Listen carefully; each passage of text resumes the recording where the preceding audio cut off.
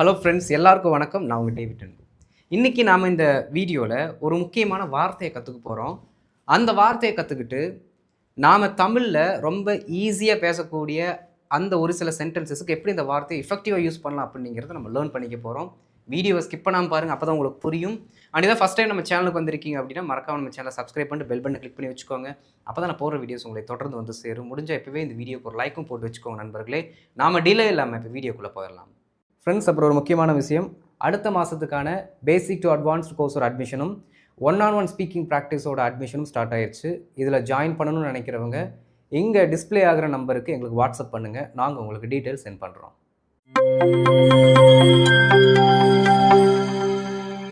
Friends, நம்ம நிறைய நேரங்களில் பார்த்தீங்கன்னா தமிழில் இந்த மாதிரி சென்டென்சஸ் சொல்லுவோம். எப்படின்னா, உனக்கு அவரை தெரியுமா? அதாவதுங்க, ஒரு கேள்வியை கேட்போம். ஒரு நபரை பற்றின கேள்வியை கேட்டுட்டு, அந்த நபர் வேறு யாரும் இல்லைடா, எனக்கு தெரிஞ்சவர் தான், அந்த பர்சனை பற்றின எக்ஸாக்ட் இன்ஃபர்மேஷனை கொடுக்குறதுக்கு இன்னொரு சென்டென்ஸை சொல்லுவோம். எப்படி? அந்த பர்சன் யார், அவர் என்ன, எப்படி அப்படிங்கிற ஒரு கேள்வி கேட்டுட்டு, நல்லா கவனிக்கணுங்க, ஒரு நபரை பற்றி தான் கேட்போம். ஒரு நபரை பற்றி ஒரு கேள்வியை கேட்டுட்டு அதற்கடுத்து அந்த பர்சன் அப்படிப்பட்ட பர்சன் தான், அவர் தான், இவர் அப்படிங்கிறத எக்ஸாக்ட் பர்சனை சொல்கிறதுக்கு நம்ம என்ன பண்ணுவோம் அப்படின்னா, இந்த வார்த்தைகளை தமிழில் யூஸ் பண்ணுவோம். பாருங்களேன், அவர் வேறு யாரும் இல்லை. இப்போ நம்ம என்ன பண்ணிட்டோம், எக்ஸாக்டாக சொல்ல போகிறோம். அவர் வேறு யாரும் இல்லை, என் ஃப்ரெண்டு தான். எப்படி? அவர் வேறு யாரும் இல்லை, என் ஃப்ரெண்டு தான். எக்ஸாக்டாக அந்த பர்சன் யார் அப்படிங்கிறத நம்ம அழுத்தம் திருத்தமாக சொல்கிறோம். புரியுதுங்களா? அப்போது இந்த மாதிரி நாம் வார்த்தைகளை சொல்வது எப்போவுமே இந்த மாதிரி 2 சென்டென்ஸாக சேர்ந்து தான் வரும். ஏன்னா கேள்வி கேட்டால் தானே யார் அந்த பர்டிகுலர் பர்சன், எக்ஸாக்ட் பர்சன் அப்படிங்கிறத நம்ம விவரித்து சொல்ல முடியும். புரியுதுங்களா? அப்போ கேள்வி கூட தான் சேர்ந்து வரும். அந்த மரத்துக்கு பின்னாடி ஒருத்தர் நின்றுருக்கிறாரில், அவர் யாருன்னு உனக்கு தெரியுமா? புரியுதுங்களா? அந்த ரோட்டில் நம்ம நேற்று ஒருத்தரை பார்த்தோம்ல, அவர் யாருன்னு உனக்கு தெரியுமா? இந்த மாதிரி ஆல்ரெடி தெரிந்த ஒரு நபரை பற்றி கேள்வியை கேட்டு அவர் இன்னார் தான் அப்படிங்கிற ஒரு அழுத்தம் திருத்தமான விளக்கத்தையும் கொடுக்கறது நம்ம யூஸ் பண்ணுறோம். புரியுதுங்களா? அப்போ இந்த மாதிரி சிச்சுவேஷன்ஸில் நீங்கள் யூஸ் பண்ணுங்கள். பாருங்கள், இப்போது உனக்கு அவரை தெரியுமா, இந்த சென்டென்ஸ் நமக்கு தெரியும். சிம்பிளாக இங்கிலீஷில் நம்ம எப்படி கேட்கலாம் அப்படின்னா, do you know him? do you know him? உனக்கு அவரை தெரியுமா? do you know him? உனக்கு அவர் யாருன்னு தெரியுமா? இப்படி சொல்லலாம். அப்படி கேட்கணும்னா பாருங்க, do you know who he is? இப்படி கேட்கலாம். உனக்கு அவர் யாருன்று தெரியுமா? ஹூ இஸ்கின்னு கேட்கக்கூடாது. ஹூ இஸ்கின்னு கேட்டால் யார் இவர் அப்படிங்கிற மாதிரி அர்த்தமாயிரும். எப்படி? நல்லா கவனிங்க. ஹூ இஸ் ஹீ, இதற்கு அர்த்தம் என்ன அப்படின்னா, அவர் யார், இல்லாட்டி யார் அவர் அப்படிங்கிற மாதிரி கேள்வி வந்துடும். ஏன்னா ஹூ அப்படிங்கிறதுல தான் வாக்கியமே ஸ்டார்ட் ஆகுது. அதனால இது மேஜர் ரோலாக ப்ளே பண்ணி கொஸ்டின் சென்டென்ஸாகவே மாற்றிடுது. ஆனால் இங்கே பார்த்தீங்க அப்படின்னா ஹூ அப்படிங்கிறது சென்டென்ஸோட நடுவில் வந்திருக்கு. சென்டென்ஸோட நடுவில் வந்தால் இந்த ஹூ அப்படிங்கிற வார்த்தைக்கு அடுத்து நாம் சப்ஜெக்ட் தான் போடணும். அப்போது டு யூ நோ, உனக்கு தெரியுமா, ஹூ ஹீ இஸ், அவர் யார் என்று உனக்கு தெரியுமா? புரியுதுங்களா? அப்போது சென்டென்ஸுக்கு இடையில ஹூ வந்துச்சுன்னா ஹூக்கு அடுத்து ஹீ இஸ் போட்டுக்கோங்க. ஸ்டார்டிங்கில் வருதுன்னா ஹூக்கு அடுத்து கண்டிப்பாக வேர்பு தான் வரணும். அது ரூல். புரியுதுங்களா? நீங்கள் 2 மாதிரியாகவும் கேட்கலாம். டு யூ நோ ஹிம், உனக்கு அவரை தெரியுமா? Do you know who he is, அவர் யார் உனக்கு தெரியுமா? அவர் யார் உனக்கு தெரியுமா? இப்படி நம்ம கேட்போம். கேட்டுட்டு நாமளே பதில் சொல்லுவோம். அவர் வேறு யாரும் இல்லை, என் நண்பர் தான். அவர் வேறு யாரும் இல்லை, என் நண்பர் தான். இந்த யாரும் அல்ல அப்படிங்கிற இந்த வார்த்தைக்கு நாம் வச்சிருக்க வார்த்தை என்ன அப்படின்னா, நன் அதர் தேன். தென்னு சொல்லக்கூடாது, தேன்னு சொல்லணும். None other than, none other than. புரியுதுங்களா? அந்த வார்த்தையை மறக்கக்கூடாது, மைண்டுக்குள்ளே ஏற்றிக்கோங்க இப்போவே. நன் அதர் தேன். ஓகே, இது எப்படி யூஸ் பண்ணணும் அப்படின்னா, நமக்கு ஃபஸ்ட்டு ஒரு சப்ஜெக்ட் வேணும், அதற்கடுத்து பி வேர்ப் கண்டிப்பாக வேணும். புரியுதுங்களா? சப்ஜெக்டு, இந்த சப்ஜெக்டுக்கு ஏற்ற பி வேர்ப், அதற்கடுத்து நன் அதர் தென் அப்படிங்கிற இந்த வார்த்தை, அதற்கடுத்து யாரை பற்றி நம்ம சொல்கிறோமோ, எந்த நபரை பற்றி சொல்கிறோமோ அந்த நபர். ஓகே, நவுனாக வச்சுக்கலாம், ஆப்ஜெக்டாக வச்சுக்கலாம், எது வேணால் வச்சுக்கோங்க. ஆனால் அங்கே ஒரு பெயர் சொல் வர வேண்டும். ஓகே, அப்போ இந்த ஸ்ட்ரக்சரில் நாம் இந்த வார்த்தைகளை உட்கார வச்சோம்னா சென்டென்ஸ் வந்துடும். சரி பாருங்கள், அவர் வேறு யாரும் அல்ல, என் நண்பர் தான். ஓகே, அவர் வேறு யாரும் இல்லை, என்னோட நண்பர். அதாவதுங்க அவரை பற்றின எக்ஸ்ட்ரா டீட்டெயில் சொல்கிறோம்ல, என்ன டீட்டெயில்? அவர் என்னோட நண்பர்னு சொல்கிறோம்ல, அந்த டீட்டெயிலை நீங்கள் பின்னாடி ஆட் பண்ணிக்கணும். புரியுதுங்களா? அவர் இவர் அப்படின்னு காமனாக நம்ம ஸ்டார்ட் பண்ணுறோம் பார்த்தீங்களா, இந்த மாதிரி வார்த்தையை தான் நீங்கள் சப்ஜெக்டாக வச்சுக்கணும். அந்த எக்ஸாக்ட் பர்சன் யார் அப்படிங்கிற ஆன்சரை சொல்கிறீங்களா, அந்த ஆன்சர் கடைசியில் வரணும், அங்கே நவுனாக வரணும். சரிங்களா? பாருங்கள், சப்ஜெக்ட் யார்? He, be verb is. Okay, அப்படியே எழுதுகிறோம். He is none other than, அவ்வளோதான், நன் அதர் தேன். நவுன் யார் பாருங்கள், என் நண்பர், என் நண்பர், மை ஃப்ரெண்ட், மை ஃப்ரெண்ட். அவ்வளோதான் நண்பர்களே, முடிஞ்சு போச்சு. பாருங்கள், he is none other than my friend, he is none other than my friend. அவர் வேறு யாரும் இல்லை, என்னுடைய நண்பர் தான். He is none other than my friend. நேற்று ஒருத்தரை பார்த்தோமே, அவர் யாருன்னு தெரியுமா? அவர் வேறு யாரும் கிடையாது, என்னோட டீச்சர் தான். இப்படி எந்த இடத்துக்கு வேணாலும் நீங்கள் அந்த நபரை மாற்றி மாற்றி மாற்றி போட்டுக்கிட்டே போயிட்டே இருக்க வேண்டியது தான். இங்கே சப்ஜெக்டை மாற்றிக்கலாம், அங்கே அந்த பர்டிகுலர் பர்சன் யார் அப்படிங்கிறதையும் மாற்றிக்கலாம், மீனிங் வந்துடும். பார்க்கலாம், ஒரு சில எக்ஸாம்பிள்ஸ் பார்க்கும்போது உங்களுக்கு புரியும். ஏன்னா இந்த கோர்வையாக படித்தா மட்டும்தான் இந்த பர்டிகுலர் சென்டென்ஸில் நம்ம மாஸ்டர் ஆக முடியும். நன் அதர் தென் அப்படிங்கிற சென்டென்ஸ் மட்டும் படிச்சிங்கன்னா புரியாது. மேலே ஒரு சென்டென்ஸ் இருக்குது பாருங்கள், இந்த கேள்வியாகவும் மாற்ற தெரிய வேண்டும், அதற்கடுத்து இதை ஒரு கோர்வையாகவும் சொல்ல தெரியணும். அப்போ தான் இதை நாம் எவ்ரிடே கம்யூனிகேஷனில் பேசும்பொழுது கொஞ்சம் ஈஸியாக இருக்கும். சரிங்களா? இப்போ என்ன பண்ணலாம், டிலே இல்லாமல் எக்ஸாம்பிள்ஸ்குள்ளே போயிடலாம். இந்த கான்செப்டை மறந்துட வேணாம். இதுதான் ஸ்ட்ரக்சர். பி வெர்புக்கு அடுத்து தான் இந்த வார்த்தை வரணும். புரியுதுங்களா? ரைட், இப்போ நாம் எக்ஸாம்பிள்ஸ்குள்ளே போயிடலாம்.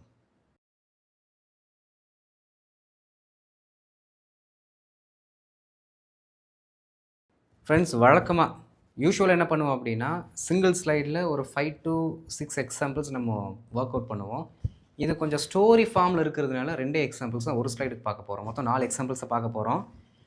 ஒவ்வொரு எக்ஸாம்பிளுமே கிட்டத்தட்ட 3 சென்டென்சஸ் என்ன பண்ணியிருக்கு அப்படின்னா கம்ப்ரெஸ் பண்ணியிருக்கு. புரியுதுங்களா? சரி பாருங்கள், நம்ம அந்த ஸ்ட்ரக்சர் சொல்லி கொடுத்த ஃபார்முலாவில் ஃபஸ்ட்டு சப்ஜெக்ட்டு, அதுக்கப்புறம் பி வெர்ப், அதற்கடுத்து நன் அதர் தேன் அப்படிங்கிறது, அதற்கடுத்து அந்த எக்ஸாக்ட் பர்சன் யாரை பற்றி நம்ம பேசுகிறோமோ அவரை வந்து மென்ஷன் பண்ணணும். அதற்கு முன்னாடி 2 சென்டென்ஸ் என்ன பண்ண போகிறோம், நாம் ஆட் பண்ண போகிறோம்.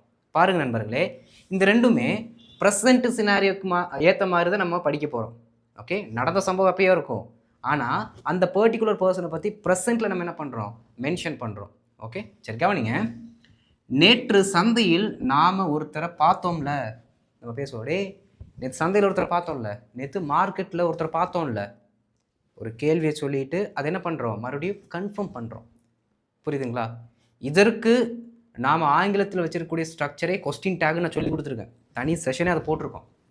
இதான் ஃபஸ்ட் டைம் நம்ம வீடியோக்கு வரீங்கன்னா கொஸ்டின் டேக்னா என்ன, அதை எப்படி யூஸ் பண்ணலாம் அப்படிங்கிறத நமக்கு புரிகிற மாதிரி தமிழ் மக்கள் எப்படி சிந்திப்பாங்களோ அதற்கேற்ற மாதிரி கொஸ்டின் டேக் சொல்லி கொடுத்துருக்கேன். புதுசாக வந்தவங்க நம்மளோட பிளேலிஸ்ட்டில் போய் பாருங்கள்.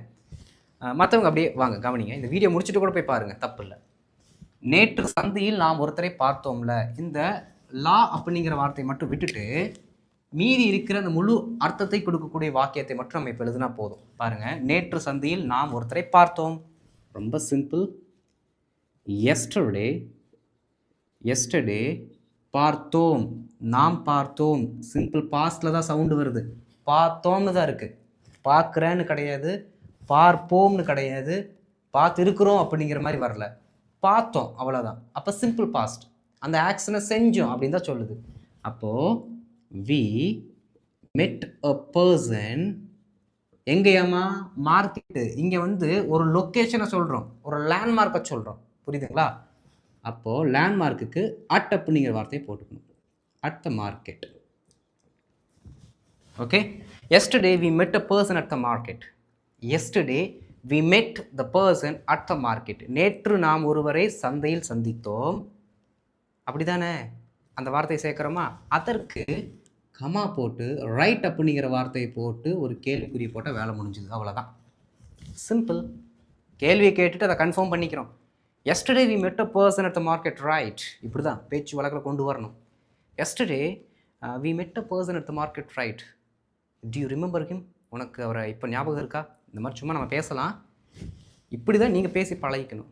புரியுதுங்களா? பாருங்கள், yesterday we met a person at the market, right சொல்லி பழகணும். அவர் யாருன்னு உனக்கு தெரியுமா?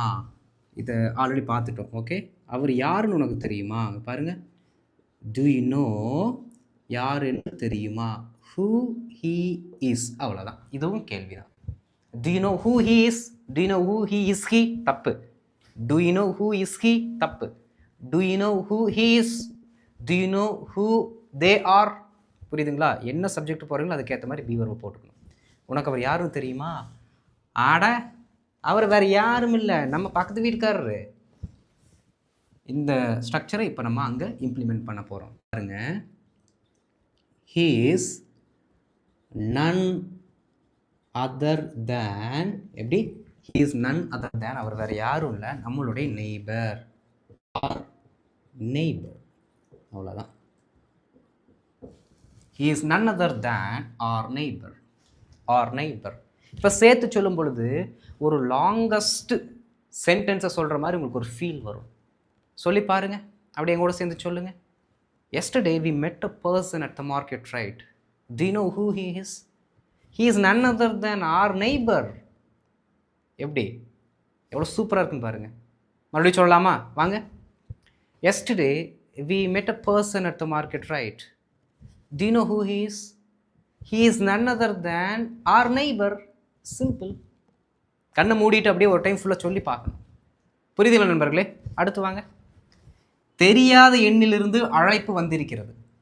தெரியாத எண்ணிலிருந்து அழைப்பு வந்திருக்கிறது. அது யாருன்னு கெஸ் பண்ண முடியுமா? அது யாருன்னு கெஸ் பண்ண முடியுமா உன்னால்? இப்போ அது வேறு யாரும் இல்லை, நம்ம பாஸு தான், நம்ம முதலாளி தான். தெரியாத எண்ணிலிருந்து அழைப்பு வந்திருக்கிறது. ஓகே, பாருங்கள், நமக்கு தெரியாத நம்பர்லேருந்து அழைப்பு வந்திருக்கிறது. We have received a call from unknown number. அவ்வளோதான். வந்திருக்கிறது, போயிருக்கிறது, வந்திருக்கிறார்கள், போயிருக்கிறார்கள் அப்படின்னாலே ஹேவ் ப்ளஸ் V3 வரணுமா? அதனால ஹேவுக்கு அடுத்து V3 வந்திருக்கு. We have received a call from an unknown number. an அப்படின்னு போட்டுக்கலாம், ஆர்டிக்கிளும் போட்டுக்கலாம். Okay, we have received a call from an unknown number. ஒரு அன்னோன் நம்பர்லேருந்து கால் வந்திருக்கு. அது யாருன்னு உன்னால் கெஸ் பண்ண முடியுதா அப்படின்னு நம்ம கேட்குறோம். ஓகே, பாருங்கள், கெஸ் பண்ண முடியுமா? Can you guess who he is? Can you guess who he is? அவர் யாருன்னு உன்னால் கெஸ் பண்ண முடியுமா? அது வேறு யாரும் இல்லை, நம்ம பாஸு தான். அப்படியே அந்த ஸ்ட்ரக்சர் வந்துடணும். பாருங்கள், he is none other than, he is none other than our boss. அவ்வளோதான், சிம்பிள். சேர்த்து சொல்லலாமா? இப்போ வாங்க. We have received a call from an unknown number. Can you guess who he is? He is none other than our boss. He is none other than our boss. மறுபடியும் சேர்த்து ஒரு time சொல்லுங்கள். எல்லாரும் சொல்லணும், என் கூட சேர்ந்து எல்லாரும் சொல்லுங்கள். அப்போ தான் இது கொஞ்சம் எஃபெக்டிவாக இருக்கும், உங்களுக்கும் பிரயோஜனம் உள்ளதாக இருக்கும். சொல்லுங்கள் எல்லாரும் சேர்ந்து. We have received a call from an unknown number. Can you guess who he is? He is none other than our boss. He is none other than our boss. ரொம்ப சிம்பிள். இதெல்லாமே இப்போ அந்த பர்சன் யார், அவர் தான் அப்படிங்கிற மாதிரி நம்ம பேசுகிறதால எல்லாமே ப்ரெசென்ட்டில் யூஸ் பண்ணிட்டோம். பாஸ்ட்டுக்கும் இது யூஸ் பண்ணலாம். அது எப்படின்னு இப்போ வரக்கூடிய ஸ்டைலில் பார்க்கலாம்.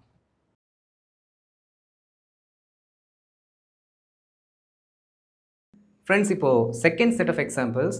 இங்கே நாம் அந்த நபர் வேறு யாரும் இல்லை, அவர் தான் அப்படின்னு சொல்கிறத பாஸ்ட்டில் சொல்ல போகிறோம். அதாவது அந்த நபருக்கும் நமக்கும் கனெக்ஷன் பாஸ்ட்டில் இருந்திருக்கும், ப்ரெசென்ட்டில் என்ன இல்லை, கனெக்ஷன் கிடையாது. அப்போ அந்த நம்பருடைய பாஸ்ட்டில் நமக்கும் அவருக்கும் என்ன ரிலேஷன்ஷிப் இருந்துச்சுன்னு தான் சொல்ல போகிறோமே தவிர ப்ரெசென்ட் கூட நம்ம கனெக்ட் பண்ண போகிறதில்ல. இதுதான் ப்ரெசென்ட் பி வெர்புக்கும் பாஸ்ட் பி வெர்புக்கும் இருக்க டிஃப்ரென்ஸ். ப்ரெசென்ட் பி வெர்ப் நம்ம யூஸ் பண்ணுறோம் அப்படின்னா ப்ரெசென்ட்லேயும் அந்த நபர் கூட நமக்கு கனெக்ஷன் இருக்குன்னு அர்த்தம், அவர் கூட நம்ம ரிலேஷனில் இருக்குன்னு அர்த்தம். ஆனால் பாஸ்ட்டில் யூஸ் பண்ணும் பொழுது கடந்த காலத்தில் மட்டும்தான், அதுவும் ஒரு ஸ்பெசிஃபிக் டைமில் கடந்த காலத்தில் மட்டும்தான் நமக்கும் அவருக்கும் ஏதோ ஒரு ரிலேஷன்ஷிப்பு, ஏதோ ஒரு ஃப்ரெண்ட்ஷிப்போ சம்திங் இருந்திருக்கு. ப்ரெசென்ட்டில் அது இல்லைன்னு அர்த்தம். புரியுதுங்களா? ரைட், பார்க்கலாம். ஆன்லைன் மீட்டிங்கில் யாரோ ஒருவர் கேமராவை ஆன் செஞ்சார். ஆன்லைன் மீட்டிங் போயிட்டு இருக்கும்போது யாரோ ஒருத்தர் கேமரா ஆன் செஞ்சார். பாருங்கள், ரொம்ப simple. during the online meeting இதை ஃபஸ்ட்டு போட்டுடலாம். Okay, during the online meeting போயிட்டு இருக்கும்போது during the online meeting யாரோ ஒருவர் கேமராவை ஆன் பண்ணாங்க. யாரோ ஒருவர்னா someone turned the camera on. அவ்வளோதான். someone turned the camera on. turn on அப்படி நம்ம சொல்லுவோம். இந்த இடத்துல டேர்ன் ஆன் அப்படிங்கிறதுக்கு நடுவில் அந்த பர்டிகுலர் நவுனை போடுறோம். டேர்ன் ஆன், எதை டேர்ன் ஆன் பண்ணு, அந்த நவுனை தூக்கி நடுவில் போட்டால் வேலை முடிஞ்சுது. someone turned the camera on. யாரோ ஒருத்தர் கேமரா ஆன் பண்ணார். அவர் யார் என்று தெரியுமா? ப்ரெசண்ட்லேயே கேட்குறோம், உனக்கு அவர் யாருன்னு தெரியுமா? பாருங்க, do you know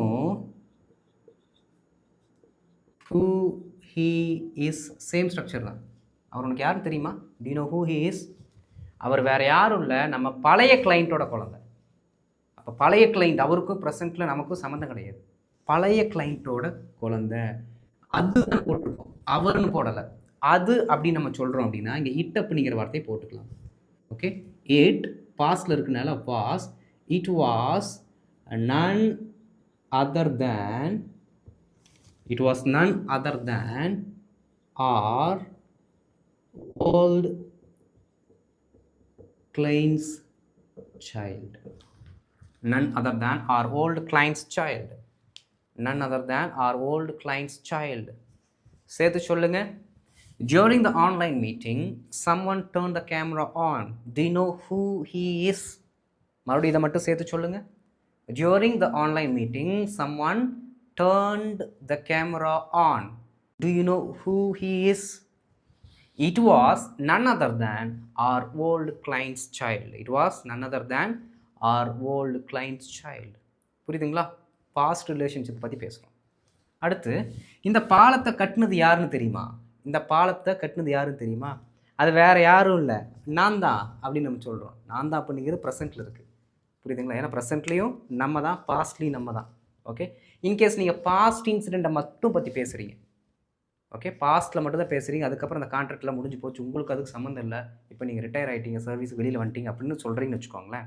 கடந்த காலத்தில் மட்டும்தான் அந்த பொசிஷனில் நான் இருந்தேன் அப்படின்னு சொல்கிறீங்கன்னா பாஸ்ட்டில் சொல்லிக்கலாம், தப்பு இல்லை.